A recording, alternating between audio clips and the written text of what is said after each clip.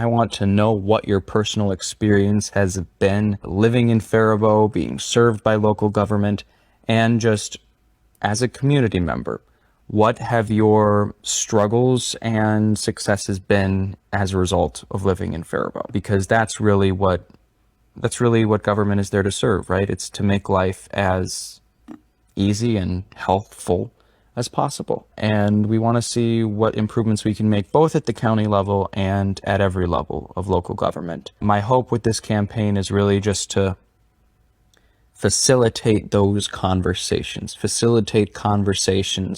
and ideally to help people organize efforts around making those improvements, doing the things that everybody says they want to see done, when truly the barrier between something being done and not being done is inertia. It's people getting together, organizing, doing the legwork, and making it happen.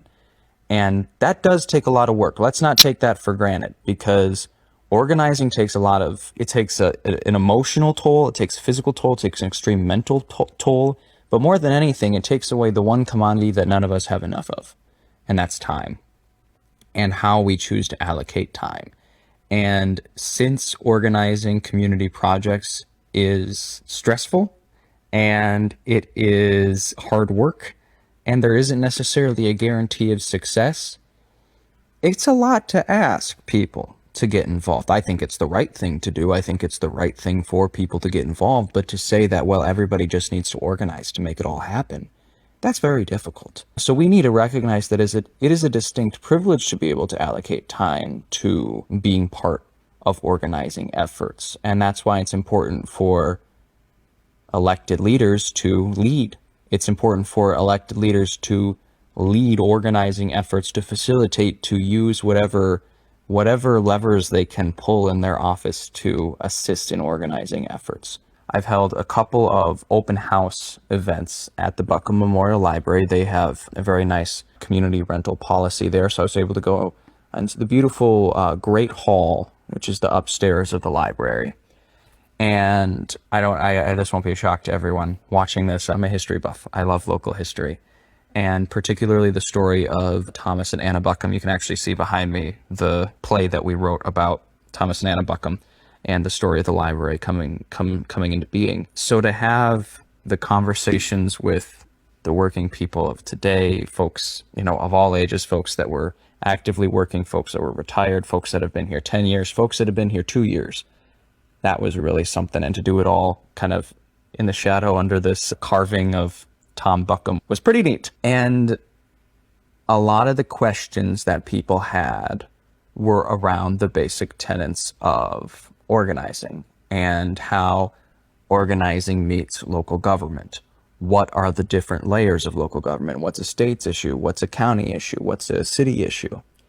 And the simple answer is, it's a county issue if we want it to be a county issue. There's precedents, and you have a better shot when you follow precedents. But we also can't be afraid to try new things. We can't be afraid to try things that haven't been done by other counties, that haven't been done by other cities, because that's what can set our counties apart.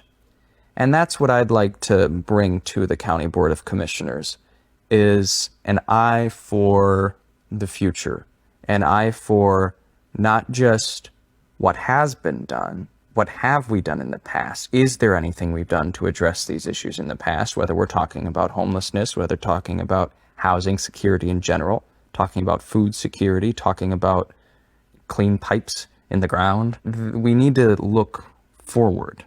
And again, I intend on living in Faribault for a long time. I intend on living my life here. I'm 21 years old. I'll take another 50, 60, ideally closer to 70 years. And that's a long time. History shows how much can change. And the sooner we quit obsessing over the status quo, the sooner we quit restricting ourselves in the things that we are able to accomplish as a community by what has been done in the past, the sooner we start to see the kind of progress we've made. The sooner we start to see the investments that everyone wants to see. I'm talking about, I want to be here for 50 years. We'll go 50 years in the past. How much has Faribault changed since the early 70s? How much has it changed since the 50s and 60s? That's a lot of change. That's a lot of improvement. That's a lot of community investment. That's a lot of reimagining who we are as a community and what a city ought to provide for a community. What a city ought to provide, what a county ought to provide, what the state ought to provide. We've had to reimagine that many times. And it's not just a linear thing. It's not just a constant expansion. You know, there have been ups and downs with, well, we tried this and that wasn't quite right for this area, so we tried it another way. One example that would be public transportation. For a long time, there were municipal-run bus systems for public transportation. And for whatever reason, we no longer, of course, have that. Now we rely on Waterland bus services for a lot of our public transit needs. So that is an example of we tried something, it worked for the time, or it didn't work, and then we tried something else. And so we have a different iteration. And that's how you serve the community. You need to be willing to try new things. And again, if that means making an investment, then you figure out, okay, is there a way that this works in the existing budget? Are there grants available to different levels of government trying to accomplish the things that we're trying to accomplish? So again, let's take public transit, for example. If we want to say, okay, we're going to try this new, bus loop system for 10 years or 5 years, and then we'll see how it works. We'll see if people latch on, then you can assess and address as you go. And then at the end of those 5 years, you say, that didn't quite work. Okay, that's fine. There are a lot of funding opportunities available for exactly that, especially being categorized as a rural community. Faribault also has access to a well of funds that metro areas, for example, do not. And we talked a little bit in a previous live stream and at some of the open houses that I've held about that very issue, is how things are funded in metro areas versus more rural areas. And my mom is from Hector, Minnesota, and she gives me a hard time every time I call Faribault rural. If anyone knows the size of Hector, they know that, Faribault is certainly not rural compared to many of the farming communities that we have around. I went to elementary school at Nursestrand Elementary School, so Faribault certainly did not feel that rural until I was able to spend a little more time in the metro area and I understood what that comparison was. But we have less than 80,000 people. We're considered a rural community. And that opens us up to a different system of funding. Now, the reason that we have rural-specific funding options, it's important to remember that wealth is predominantly concentrated in the cities, not by necessarily everybody living there. There's a major difference between the rich and the poor in the metro area of Minnesota, but predominantly the wealthiest of the wealthy are in the metro area in Minnesota. So that's one thing that opens them up for more investment, for more improvement. But also, again, it's all of the commerce. It's all of the industry, the in and out, the constant movement that's going on in the metro area. They simply have more springs to tap there. And rural Minnesota suffers for trying to function under the same system as a metro area when the systems of funding simply weren't designed for our area. And our schools are a great example of that. Having school funding based primarily around property taxes is a distinct disadvantage for communities like Faribault. And so that's something that we really need to move away from. Now, there's not a whole lot at the county level that I, as a county commissioner, would be able to do. But like I said at the opening, my goal with all of this is to be a facilitator for community organizing. If I'm elected, how can I use my position to advocate on behalf of Faribault? And that means going outside of Faribault. That means talking to state legislators. That means talking to Congress people. That means talking to whoever we need to talk to try and make things happen when we need resources from the outside. So not only does organizing mean trying to get people together within Faribault to figure out a solution, figure out how we can allocate resources, figure out how we can problem solve.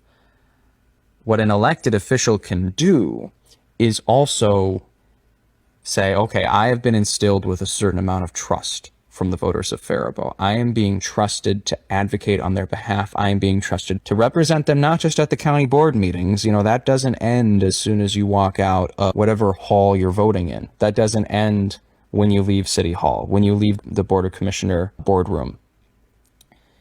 It means using every opportunity you have to discuss issues with leaders outside the area. Even if that means going to neighboring communities and say, hey, what are you doing about this? Is there a regional approach we could take to something like this? We need to be open to collaboration and innovation. Otherwise, Faribault simply isn't going to be able to address the challenges that we're facing. And so that's why it's really important that organizing is at the center of everything that we're doing.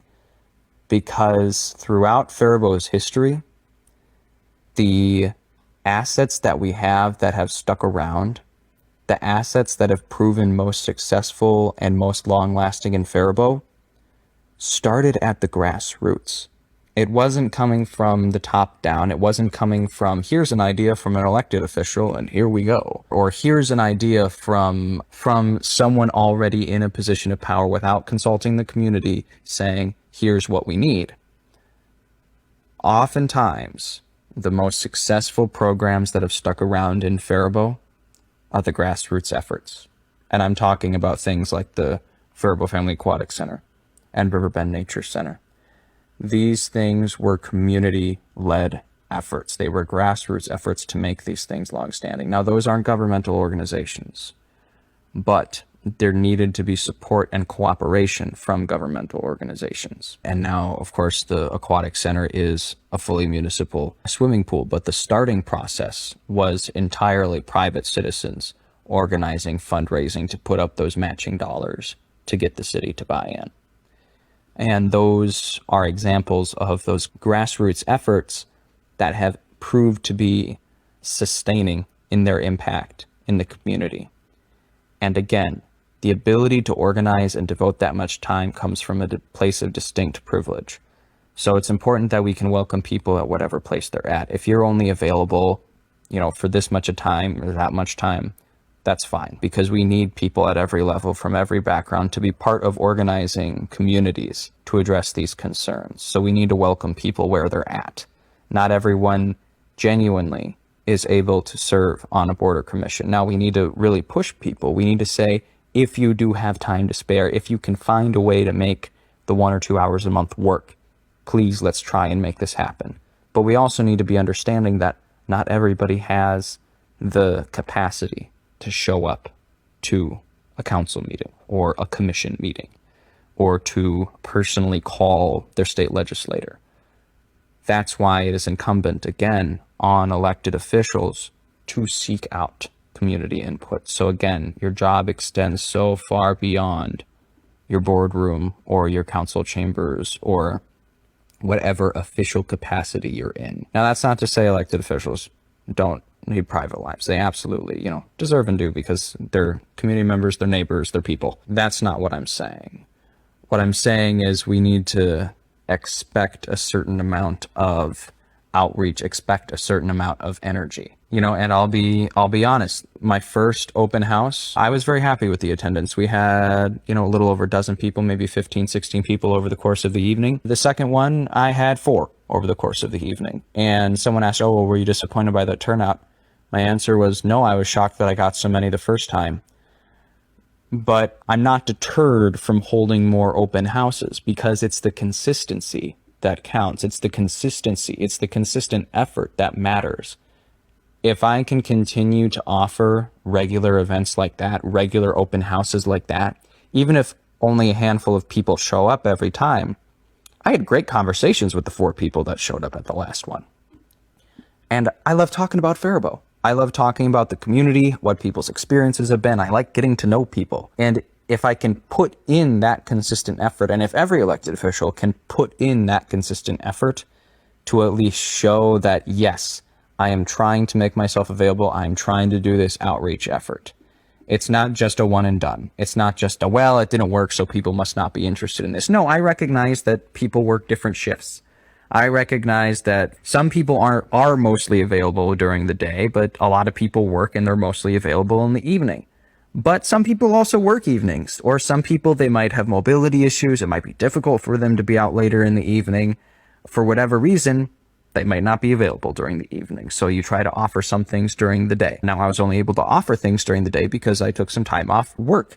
And I was only able to take time off work because I work in a job that allows me vacation days. And not everybody, again, has that privilege. Again, to the point of we can't expect everybody to have the same level of time commitment. But again, when elected officials can put the effort in to reach out to the community, to reach people where they're at in a variety of methods, doing things in person, doing events in person, door knocking, attending local events, we need to try and hit people where they're at. And that's a lot of work. That's very exhausting. And that doesn't even touch on the language barrier. That doesn't even touch on the challenge of having closed captioning on videos, or making sure that whatever event you're having is entirely ADA accessible. Those are all major challenges, and especially for small campaigns like mine, budgets are rather slim.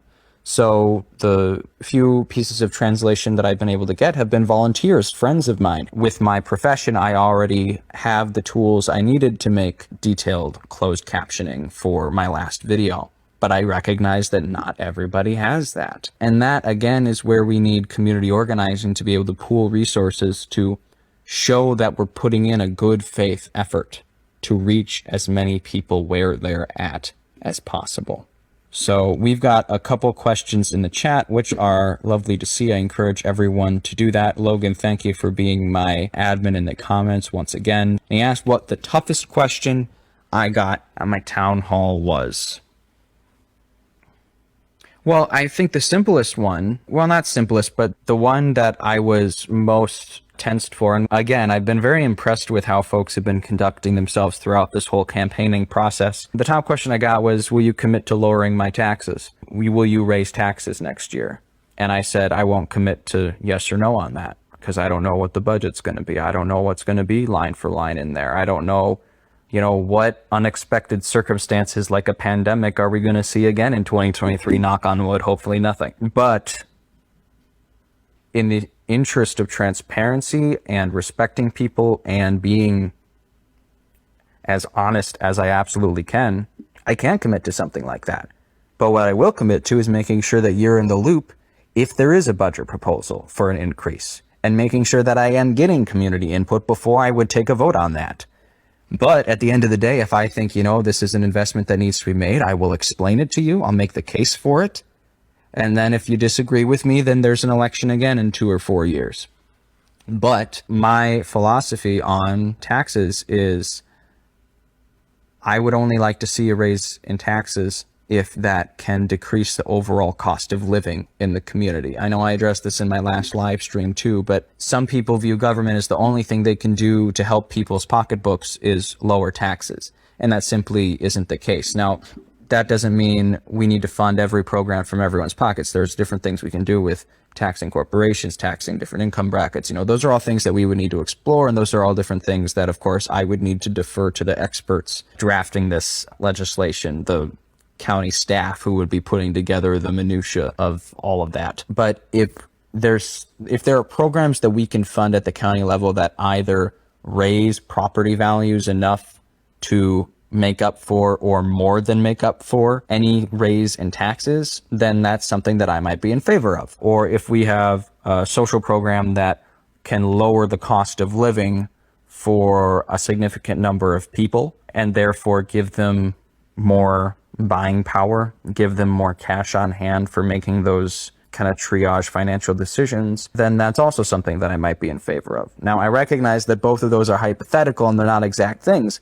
But again, I don't want to get in the weeds on a hypothetical. So that's why my answer to, are you going to raise my taxes next year, is I'm not going to commit to that, but I'll make sure you know if I do. I'll make sure you know that we're discussing it before I vote on it, because I want to get your input. I want to get your perspective. I want to understand where your pocketbook concerns are that year. And then I'm elected to use my best judgment.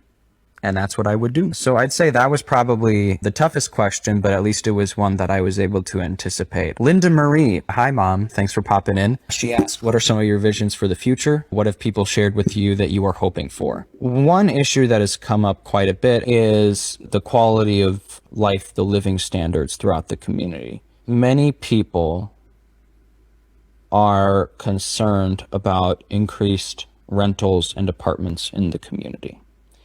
And part of that, I think stems from a concern about change, stems from a concern about things being different than they were.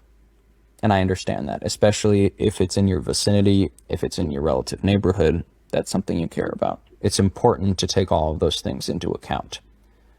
But largely the concerns that I've heard from people when it comes to apartments are the experiences that they might have had in rental units, the experiences that they might have had with different landlords. And the concern that people have oftentimes comes from a very good faith place of, I'm concerned for the people who live there about what the quality of their life will be.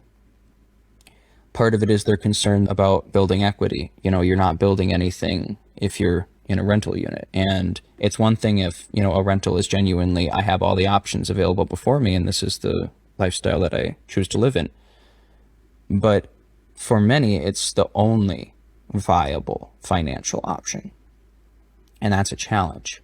Part of the issue is we don't have smaller shared spaces, smaller communal living spaces. For example, there aren't a whole lot of condos in Faribault. So if you're not interested in having a house and a lawn, you're either looking at a townhome or you're looking at an apartment. And as someone who recently bought a house, I can tell you that townhomes go very fast, and that's a very competitive process. And again, you need to meet a lot of banking and credit standards to be able to purchase anything. And a lot of people, oftentimes through no fault of their own, are simply not eligible for a purchase like that.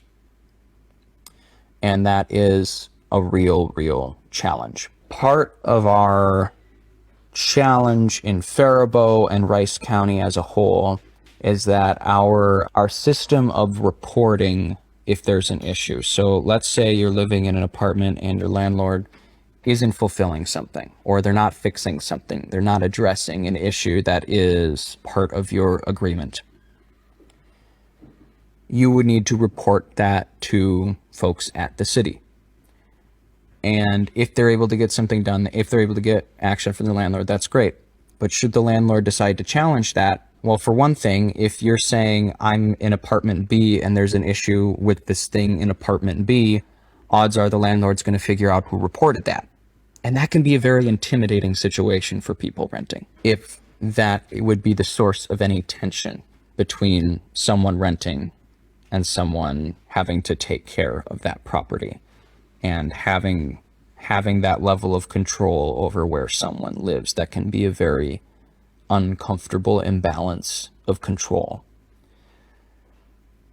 But even if you did somehow make it anonymous, if you went to court over an issue, the landlord would be able to subpoena and be able to get information to ultimately reveal who did the report in the first place. And again, that can be a very significant issue. Another concern that I hear people have about apartments is, well, it doesn't create any personal stake. It doesn't create any personal investment. Now, I would push back on that. There are a lot of people that rent apartments or live in rental units around town that are very committed to Faribault. But if your concern is people staying committed and rooted in the community, and you think apartments aren't a way to do that, well, part of what we can do is make sure that apartments are accessible, make sure apartments are places that people can stay long term, that people do have protections. And a lot of people have very good experiences with their landlords. I recognize that. But why do people have a bad perception? Well, people have a bad perception of rental units because of situations that aren't great. And I think what we want to try and do in Faribault is decrease evictions as much as possible. There have been studies shown if an eviction goes to eviction court, folks who have attorneys representing them in eviction court have a much lower chance of, in the end, being evicted from that certain facility. So that means they get to stay in their home, they get to stay in their unit, and they get to remain rooted in that community. But right now, Rice County does not have right to attorney in eviction court. So that means, again, there's a distinct power imbalance between the person paying month to month, not building any equity, paying to stay in their home to have that stability, versus the person who owns, operates the property and has the materials, has the resources to go through that legal process and make all the legal maneuverings that you can in court. One thing that I would like to see, I've talked about I don't have a whole lot of pet projects, but one thing I would really like to see, I'd like to work with whoever the county attorney should be at the end of this election to try and establish Rice County as a right to attorney county. And I think this makes sense to take place at the county level, again, because that's where our court system is. Many other municipalities, there are larger cities that have done things like this, and it's taken place at the city level. But I think for the amount of residents that we have countywide, and given that we have a countywide court system, I think this would make the most sense at the county level. And again, I would defer to the legal experts on how we go about anything like that. But that's something that I would really like to see done. Because if we can decrease evictions, not only does that keep people rooted in the community, keep a commitment to the community, creates less turnover in rental units, and people thrive when they have stable housing. There are certain core tenets that everybody needs. Everybody needs good health. Everybody needs food. Everybody needs shelter. And they need those things to be stable. Whatever we can do as a community, whether it's through government, through nonprofits, whatever, to provide those core tenets, that is how we not only increase the quality of life, from a humanitarian perspective, make sure that everybody is thriving in Faribault, but that's also how we ensure things go better economically when people are thriving.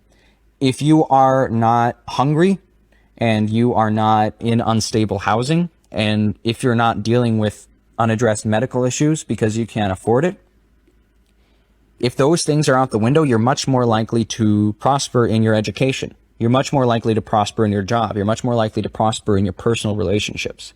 Take any one of those tenets away, take any one of those very important pieces of healthy and flourishing living, and suddenly it's a very different story. Now, you might hear those things and say, well, Sam, I don't have stable housing, or I don't have healthcare, or I don't, well, that's a problem, isn't it? These things have become very normalized where people don't have access to the healthcare that they need, or they don't want to go to the doctor for XYZ reason, or there is extreme food insecurity, or housing insecurity, or instability. That's a major problem. These are things that have been normalized, and we need to change that. And that only begins when we change how we structure things. So something as simple as leveling the playing field in eviction court between owner and renter, I think would be a step in that direction. That is my vision of Faribault and of Rice County as a whole, is that we can meet those core tenets that people need. There are a lot of really good initiatives with the Health Finders Collaborative to meet those simple healthcare needs for everybody. There are a lot of good initiatives, whether it's Habitat for Humanity and things like that, to have stable housing. There's more that needs to be done there, and I think there's some very small fixes that can go a very long way. And then from the food perspective, the Community Action Center, the public schools, we have the community cafe that takes place here in Faribault. There's a lot of energy around making sure there's food stability in Faribault. So I would say that housing, I think, is the most difficult to tackle. Not that the other two are don't have extreme challenges to them, but I think that's the one that's hardest, especially since there's so much money in it. There are a lot of investments that are based around the current rental system, and people are scared of shaking that up. But I think it's time that we prioritize the people who are renting. I think it's time that we prioritize the people who are reliant on owners and landlords for their stability. I think it's time that we re-weighted those scales a little bit to ensure that not only are people able to stay in their homes, not only are people more likely to have stable housing, but that it's quality housing, and that inspections aren't just when they're reported, but they are proactive inspections. They are proactive issues to address any difficulties that someone might be having in a rental housing unit. Those are some specifics and just some ramblings of the vision of Faribault that I would like to see. I think our proudest moments in our history are when Faribault has been a home to people, when Faribault has been a place where people are safe and people are cared for.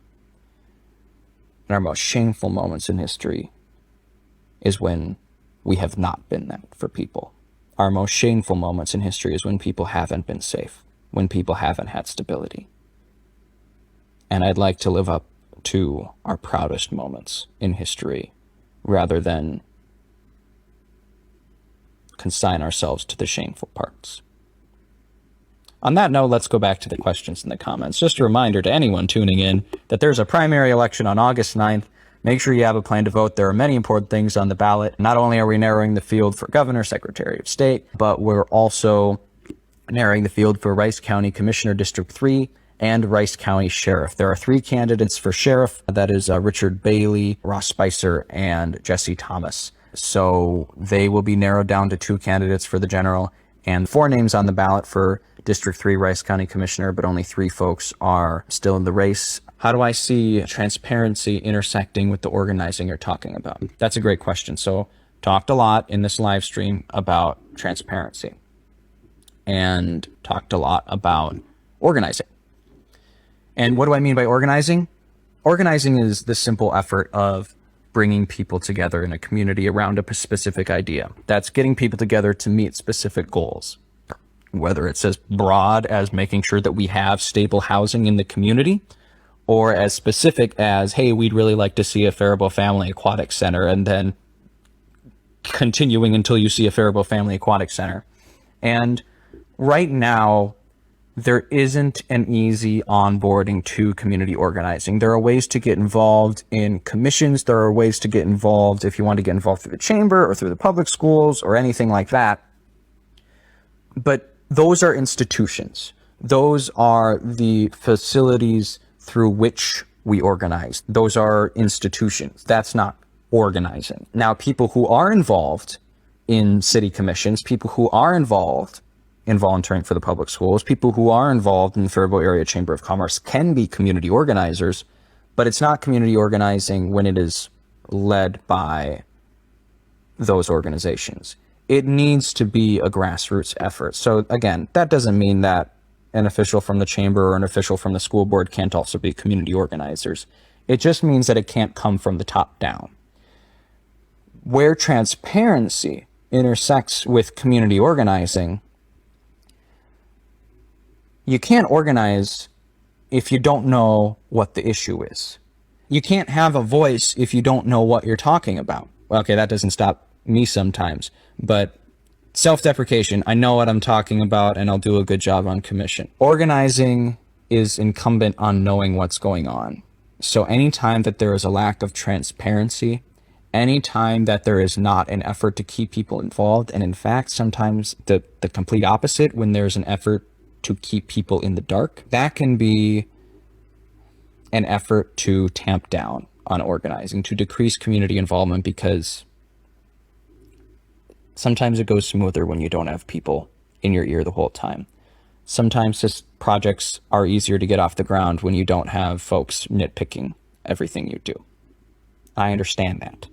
I understand that it would be easier if you're doing that. And if you're a private corporation and you've got your own land and you're meeting ordinances, do what you're going to do. But when you're working on behalf of the public, when you're working on behalf of the people, you need to have that transparency. And I actually think that one of the areas that Faribault is currently missing is an active organization ethos, is an active idea of not only is community organizing good and a sign of a thriving and passionate community, but it is actually necessary to getting things done. It is actually necessary.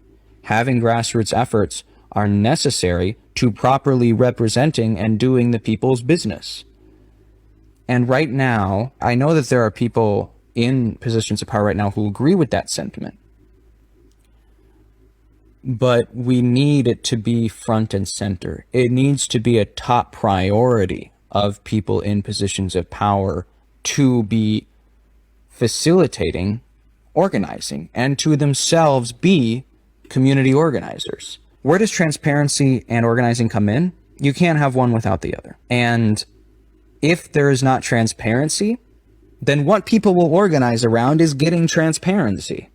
is increasing the level of engagement and daylight that is being put on the decisions being made. Now, where you go a step further, where not just transparency, not just people can look in and see what's happening, but outreach takes place, that's when elected officials can also be community organizers. That's when you can use the position that you have as an elected representative of the people to be an organizer, to not only listen, but be an active voice in shaping the community. Now, I'm not someone who thinks like, well, we had, 100 people show up and, 60 people were for the project and 40 people were against it. So I guess we're going to have to go with the 60 people. No, the elected officials still need to use their own best judgment, still need to listen to experts, still need to follow their own moral code and philosophies and whatever else might be guiding them. But the more that you are on the ground, the more that you are talking to people day to day and not just using your position as an elected official to advocate, but actually being on the ground. Let's say you want to make a parade. Hey, I really want to have a parade for Alexander Faribault's birthday. Great. Then you need to organize the parade. And it's not just, oh, I'm an elected official, I'm supporting the Alexander Faribault birthday parade. No, you also need to be out. If you have horses, you got to shovel the stuff comes out of horses. And it doesn't matter if you're an elected official or not, you got to be part of that process. You've got to be making sure that people are lined up. And if no one else is stepping up to do that for this parade that you support, then maybe that means if you have the capacity, you need to do that. So transparency is only the first step.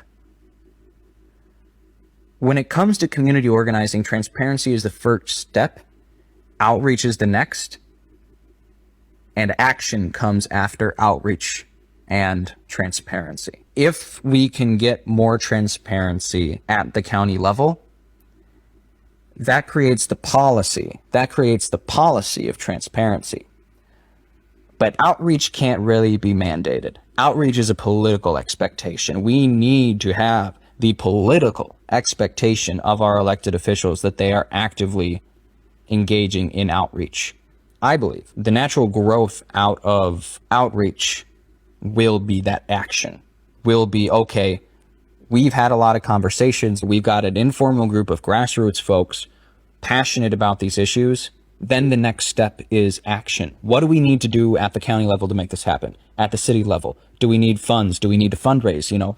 Again, going back to the challenge of Riverbend Nature Center and making that happen. That required private donors, yes, but it also required working with the state as they were giving up some of the land that they had in school from the state hospital. That involved working with the Faribault city government. It required a lot of coordination. And it simply could not have happened without the outreach, the conversations, followed up by emphatic and consistent action. It didn't happen in a day. It took a lot of sustained action. It took failure.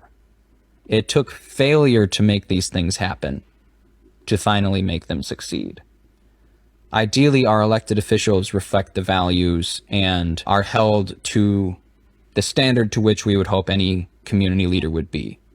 And that, to me, is not only are they transparent, and not only do they do outreach, but they take action.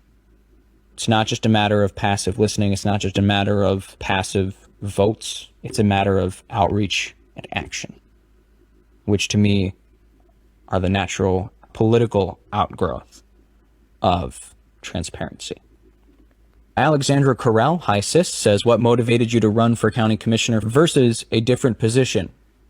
That's a really good question. I've thought about what can I best do to serve the community, and not necessarily as an elected official. Am I most effective at the volunteer level? Am I most effective as a community member in my current, positions on the Planning Commission, the Heritage Preservation Commission? Am I most effective continuing my video work and being that resource available to folks? And I've thought a lot about that.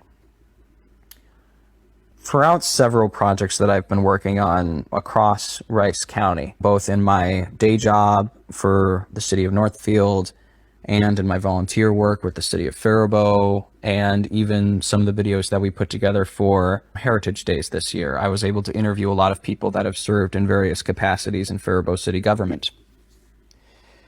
And the recurring theme that I've heard from people a lot is, if you want to see change, you need to step up and be willing to be that change. And specifically, we need younger people to get involved. We need the generations that are going to be living not only in this community, but on this planet for the next 50, 70 years to step into leadership positions and start building those connections in the community to lead it for the next 50 years. I often heard that behind the camera lens, whether I'm interviewing someone who is on the Northfield City Council or is part of a local nonprofit, or who was part of Faribault City Council or a Faribault City Commissioner or a Faribault City staff member. I heard it from a lot of people from the other side of the camera. And it wasn't really until I was editing it and I heard the same darn thing over and over again from all these folks who I have a lot of respect for, that I realized their message applied to me. And everything that I believe about community engagement, everything that I believe about folks getting involved and community organizing, like I've been rambling about today, all of the things that I am passionate about, how do you serve the community? How do you do the right thing to serve everyone in Faribault? I eventually realized that if I wanted a candidate that I was excited and passionate about, it might need to be me, at least for now. And then hopefully through not only the campaign, but ideally my election, I can meet more people. I can organize more people. And then when I'm done being county commissioner, there's a natural crop of candidates that I'm excited to vote for, not just for that position, but for every position. There are competitive elections with people passionate about the community, running for city council, running for school board, running not only in presidential election years, but every darn year. Every year there's an election. We need people passionate because it takes time, and not every vote's going to be interesting at every level. A lot of things are very mundane votes. But when there's that 1/3 of the time when it's vital, that 1/3 of a time when it is so important, it is a crushing feeling to realize that there isn't someone in that seat that aligns with your values, that believes what you believe. So that means for that 1/3 of the time where a vote is really vital and is going to have a major impact on people's lives, if what it takes to have someone in that seat that aligns with my values is me sitting in that seat for the 2/3 of the time when it's not really of much consequence, maybe that's what it takes. Maybe that's what it takes for now. That's what motivated me to ultimately run for office, was that sense of, for now, it might just need to be me. I'd rather vote for someone else. But for now, what I can do is model the kind of leadership that I would like to see, model the kind of philosophy and belief system that I would like to see reflected. And that, from conversations that I've had with Faribault throughout my entire life, other people would also like to see reflected in these positions. Logan has a good question reminding me all the things that I should say. Thank you for making me come across professional, Mr. Ledman. He says, Sam, do you have a way for people to get updates from you? Maybe a way to get emails from you? Why, as a matter of fact, I do, Mr. Ledman. And that is, once again, on my website, which I'll pull up again. It's a great website. I'm very proud of it. I think it's very pretty. So let me pull up my website here again. Let's go back to the home page, samtemplecommissioner.com. And you can ask questions by going to the questions tab, fill out this information, ask specific things. And at the Get Involved tab, you can also fill out information. If you'd like a lawn sign, you can have stuff there. If you want to be kept up to date on future events, you can have this all here. But again, you can either fill out this form on the Get Involved tab of the website, or in the Questions tab, you can just let me know what your question is. How can we make this a time in Faribault's history where people in 100 and 50 years we'll be proud of what we were able to accomplish. How can we live up to our proudest moments in our history? And I'm just excited to be one small part, one community member in deciding what will be written about this time in Faribault's history. With that, thank you everyone for tuning in. Again, please make a plan to vote on August 9th. Reach out if you have any questions. Make sure that you also spread the word to friends, families, neighbors. Make sure that more people know about the election. It can be as simple as texting a friend, hey, do you have a plan to vote on Tuesday? Oh, there's an election on Tuesday? Well, then you've got an in to tell them about your old friend Sam. And I sure appreciate that.